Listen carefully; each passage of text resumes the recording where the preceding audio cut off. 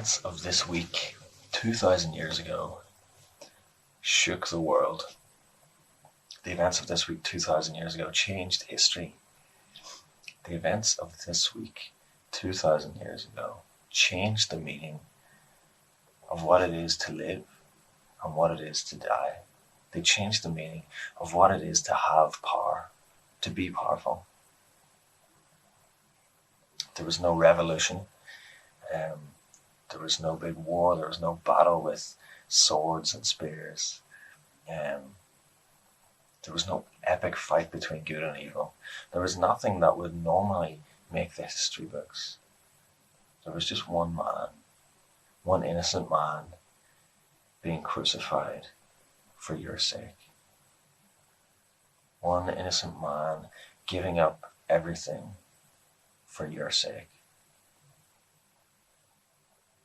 So as I've been reflecting on Easter this last while, I've come to a simple conclusion, that it's a time to remember what Jesus did, and it's a time to be grateful. I'm just going to read some verses from John chapter 19 to remind us what we need to remember, to remind us what Jesus did that we need to remember. So, this is John chapter 19, verse 1 to 3. Then Pilate took Jesus and flogged him, and the soldiers twisted together a crown of thorns and put it on his head and arrayed him in a purple robe. They came up to him saying, "Hail the King of the Jews," and struck him with their hands. Then in verse 17 and 18.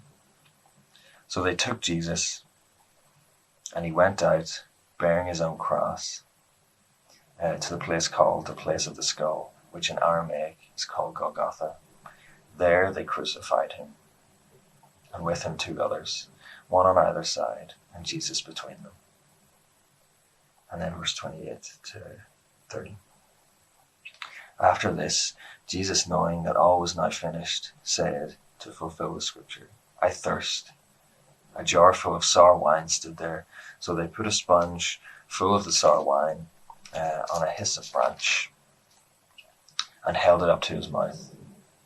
When Jesus had received the sour wine, he said, "It is finished." And he bowed his head and gave up his spirit.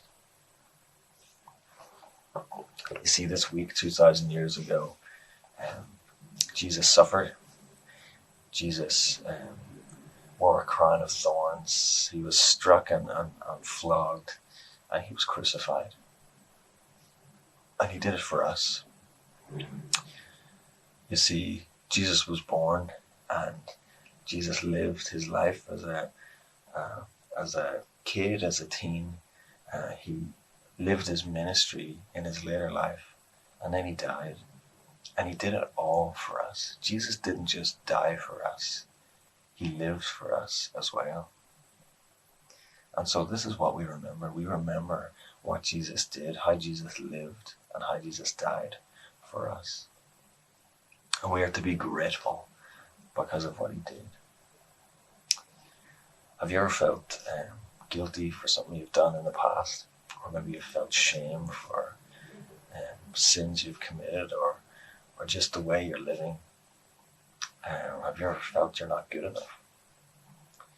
Have you ever tried to find that thing where you can put your identity, maybe in your sense of humor, or in being a good friend, or maybe it's that job you really want in the future, or that college course you want to get into, and just nothing ever seems to be enough? The reason we can be grateful is because Jesus paid so that we don't have to worry about those things anymore. There's a few verses in 1 Peter chapter 1, verse 18 to 20. I'll just read.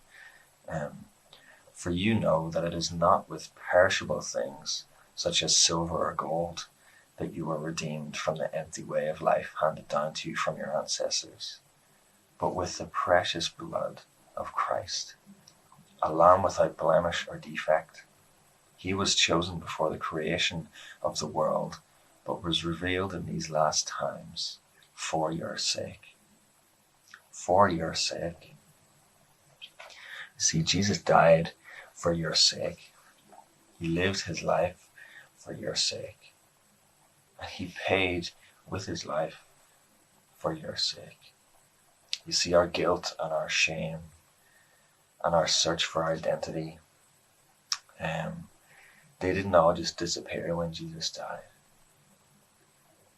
But he had to pay to take them away. They didn't just disappear into nothing, but he paid with his life.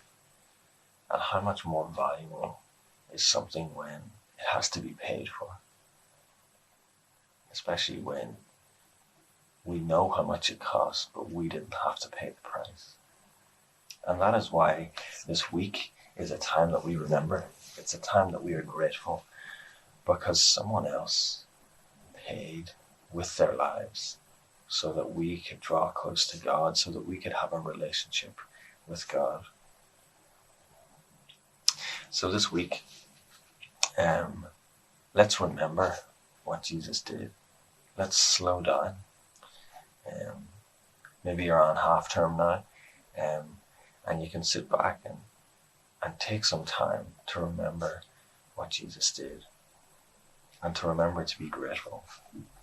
To be grateful for what you have: a roof over your head, family, friends, and education.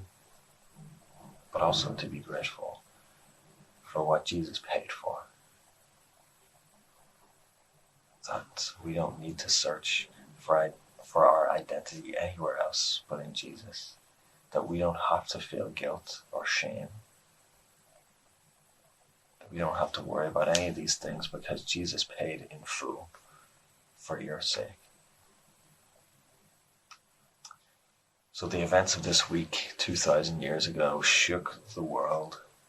The events of this week 2,000 years ago changed history. The events of this week 2,000 years ago changed what it meant to live, changed what it meant to die, changed what it meant to be powerful. All because one man, one innocent man, died on a cross for your sake. So let's remember him. Let this be the start of our change because of what happened this week 2,000 years ago.